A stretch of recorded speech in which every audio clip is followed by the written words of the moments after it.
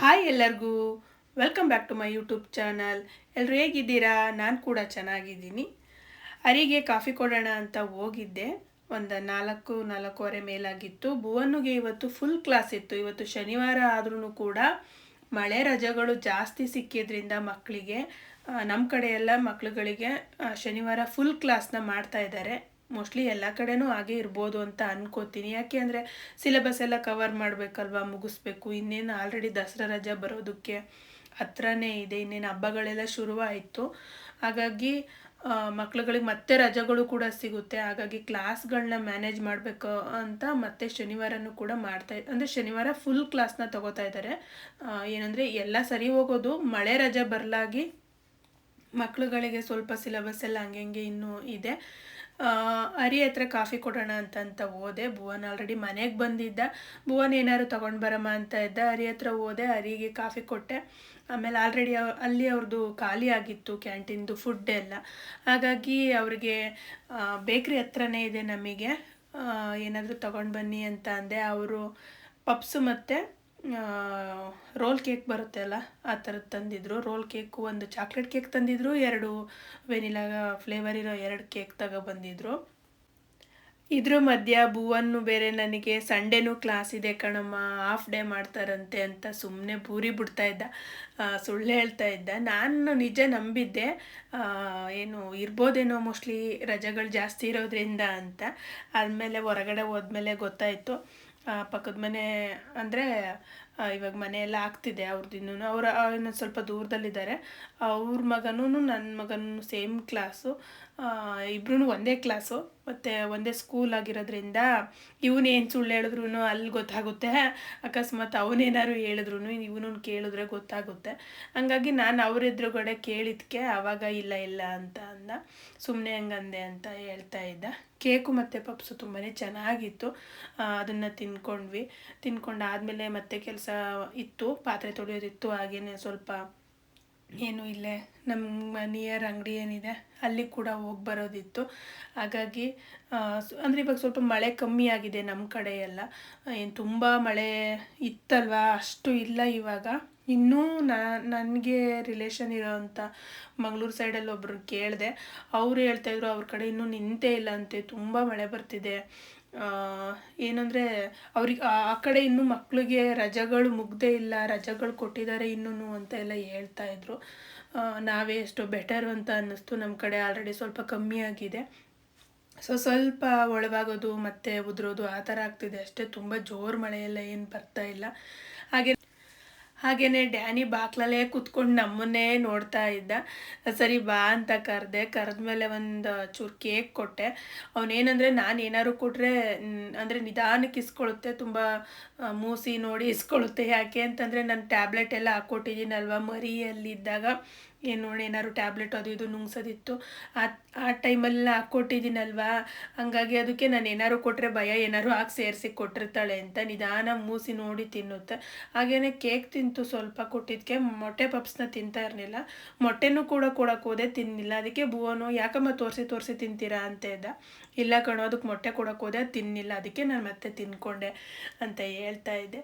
ಡ್ಯಾನಿಗೆ injection ಮಾಡಿಸೋದು ಮತ್ತು injection ಹೆಂಗೋ ಮಾಡಿಸ್ಬೋದು ಏನಾದರೂ ವ್ಯಾಕ್ಸಿನೇಷನ್ ಇದ್ದಾಗ, ಆದರೆ ಮಾತ್ರೆ ನುಂಗ್ಸೋದು ಮಾತ್ರ ಹೆವಿ, ತುಂಬಾ ಟಫ್ ಅಂತಂತ ಹೇಳ್ಬೋದು. ಸಖತ್ತು ಕಷ್ಟ ಮಾತ್ರ ಅವನಿಗೆ ಒಂದು ಮಾತ್ರೆ ನುಂಗ್ಸೋದು. ನಾನು ಏನೇನೆಲ್ಲ ಐಡಿಯಾ ಮಾಡಿದ್ರು, ಹಾಲಿಗೆಲ್ಲ ಹಾಕಿದ್ರು, ಇಲ್ಲ ಸ್ವೀಟಿಗೆ ಹಾಕಿ ಕೊಡೋದಕ್ಕೆ ಹೋದ್ರೂ, ಇಲ್ಲ ಅವನ ಫೇವ್ರೇಟ್ ಏನಾದರೂ ನಾನ್ ವೆಜ್ಜಿಗೆ ಹಾಕಿ ಕೊಡೋದಕ್ಕೆ ಹೋದ್ರೂ ಅದು ಹೆಂಗಾದ್ರೂ ಮಾಡಿ ಗೊತ್ತು ಮಾಡುತ್ತೆ.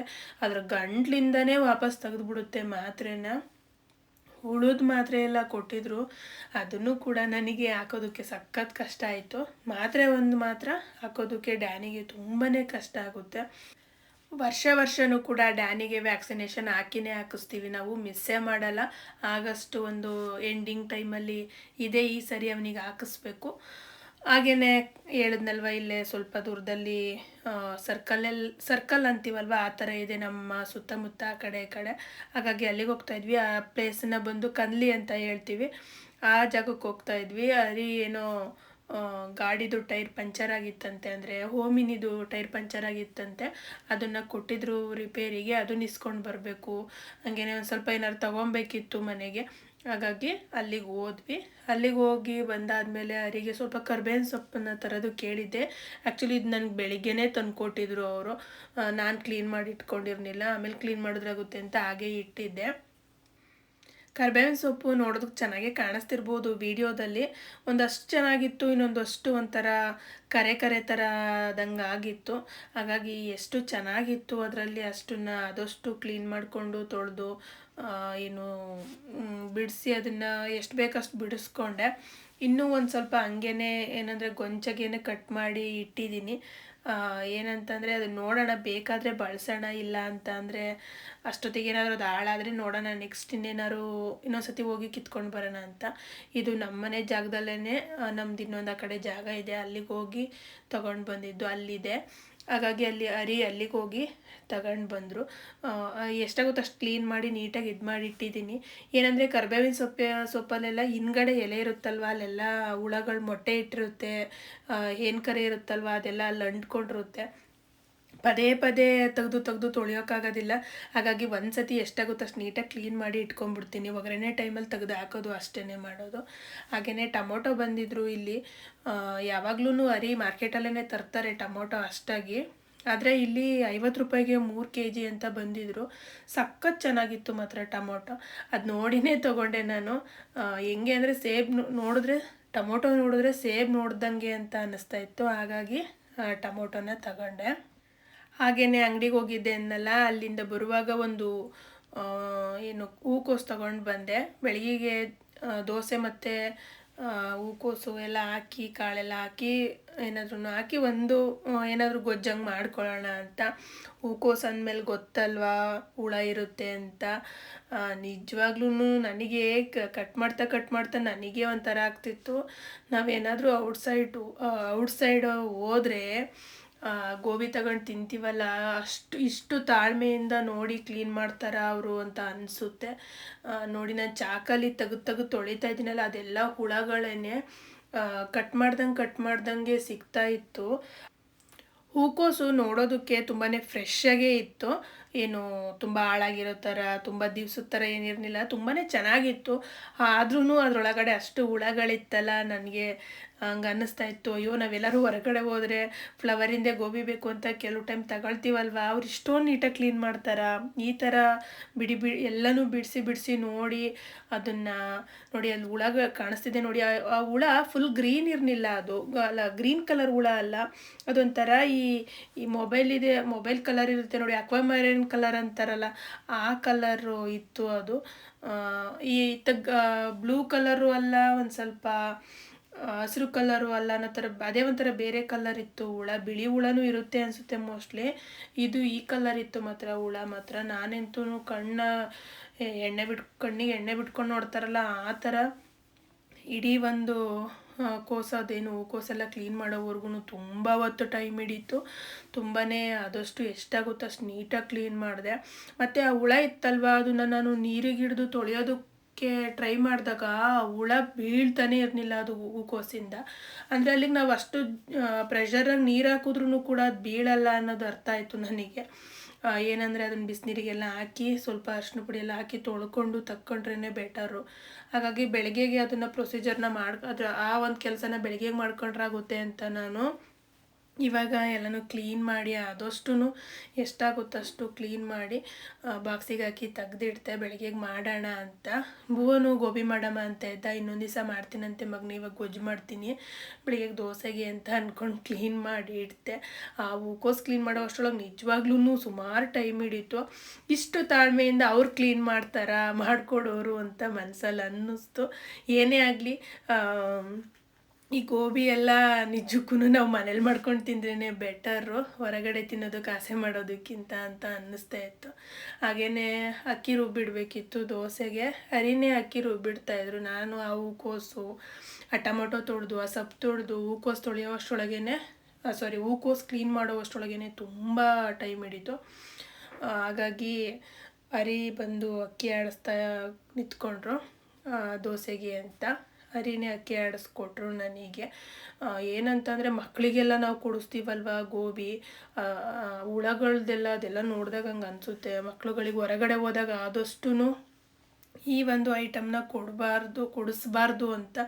ಆದರೂ ಜರ್ನಿ ಟೈಮಲ್ಲಿ ಮತ್ತು ಹೋಟೆಲಿಗೆ ಹೋದಾಗ ಏನಾದ್ರು ಫುಡ್ ತೊಗೊಂಡಾಗ, ಸ್ನ್ಯಾಕ್ಸ್ ತೊಗೊಂಡಾಗ ಗೋಬಿನೇ ತಗೋತೀವಿ ಆಲ್ಮೋಸ್ಟ್ ಆಲ್ ಎಲ್ಲರೂ. ನಾನು ಬೇರೆಯವ್ರನ್ನ ನೋಡಿದಾಗಲೂ ಕೂಡ ಅವರು ಕೂಡ ಫುಡ್ಡೆಲ್ಲ ತೊಗೊಂಡಿರ್ತಾರೆ, ಜೊತೆಗೆ ನಂಚ್ಕೊಳ್ಳೋದಕ್ಕೋ ಏನೋ ಒಂದು ಪ್ಲೇಟ್ ಗೋಬಿನಾರು ತೊಗೋತಾರೆ ಎಲ್ಲರೂ. ಏನಂದರೆ ಏನು ಮಾಡೋಂಗಿಲ್ಲ, ತಿನ್ನಬೇಕು ಅಷ್ಟೇ. ಹೊರಗಡೆ ಹೋಗಿರ್ತೀವಲ್ವ, ತಿನ್ನಬೇಕು. ಆದರೆ ಮನೆಯಲ್ಲಿ ಅದು ಕ್ಲೀನ್ ನೋಡಿದಾಗ ಮಾತ್ರ ಸಖತ್ ಭಯ ಆಗುತ್ತೆ, ಮಾತ್ರ ಇಷ್ಟೊಂದು ಹುಳ ಇರುತ್ತಾ ಅಂತ ಅನಿಸುತ್ತೆ. ಹಾಗೆಯೇ ರೈಸ್ ಇತ್ತು, ಸಾಂಬಾರು ಇರಲಿಲ್ಲ. ಏನು ಸಾಂಬಾರು ಮಾಡೋದು ಇವಾಗ ಅಂತ ಅಂದ್ಕೊಂಡೆ. ಸುಮಾರು ಟೈಮೇ ಆಗೋಯಿತು. ಏನಂದರೆ ಪಪ್ಸು ಮತ್ತು ಕೇಕ್ ಎಲ್ಲ ತಿಂದಿದ್ವಲ್ವ, ಹಾಗಾಗಿ ಅಷ್ಟೇನೇನು ತಿನ್ನಬೇಕು ಅಂತ ಅನ್ನಿಸ್ನಿಲ್ಲ.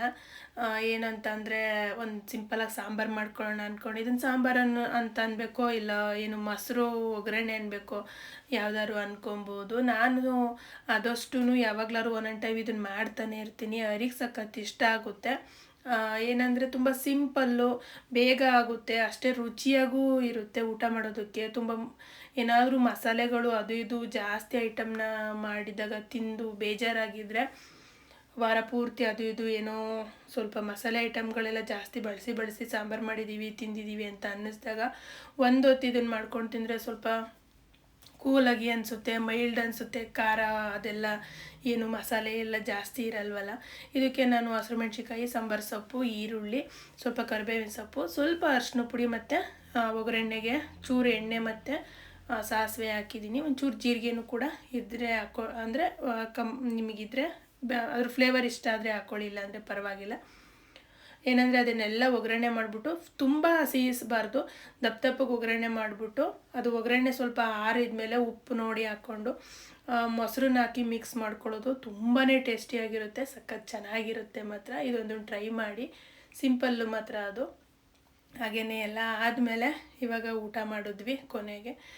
ಓಕೆ ಫ್ರೆಂಡ್ಸ್, ಈ ಒಂದು ವಿಡಿಯೋನ ಇಲ್ಲಿಗೆ ಮುಗಿಸ್ತಾ ಇದ್ದೀನಿ. ಯಾರಿಗೆಲ್ಲ ವಿಡಿಯೋ ಇಷ್ಟ ಆಯಿತು, ವಿಡಿಯೋಗೆ ಒಂದು ಲೈಕ್ ಕೊಡೋದನ್ನು ಮರಿಬೇಡಿ. ಹಾಗೆ ಹೊಸದಾಗಿ ನನ್ನ ಚಾನಲ್ನ ನೋಡ್ತಾ ಇದ್ದರೆ ಚಾನಲ್ನ ಸಬ್ಸ್ಕ್ರೈಬ್ ಮಾಡಿಕೊಂಡು ಸಪೋರ್ಟ್ ಮಾಡಿ. ಥ್ಯಾಂಕ್ ಯು ಸೋ ಮಚ್ ಎಲ್ಲರಿಗೂ. ಬಾಯ್ ಬಾಯ್.